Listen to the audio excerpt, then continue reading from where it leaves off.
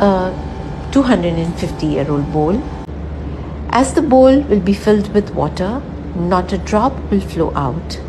But as soon as the surface of water touches the feet of baby Krishna, the water will start to flow out from a hole at the bottom of the bowl, and not a drop will be left until it empties out completely.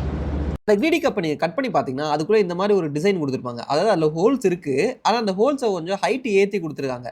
So அதனால் நீங்கள் கப்பில் தண்ணி ஊற்ற ஆரம்பிச்சோடனே அந்த holes வந்து கொஞ்சம் கொஞ்சமாக fill ஆகும் அந்த ஹைட் வரைக்கும்.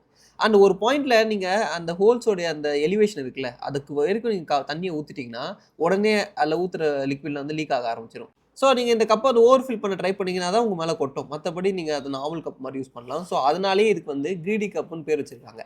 இது கண்டுபிடிச்சது யாருன்னு தெரியுமா? நம்ம பைத்தாகரஸ் தியரம் கண்டுபிடிச்சார்ல, அவர் தான் பைத்தாகரஸ்.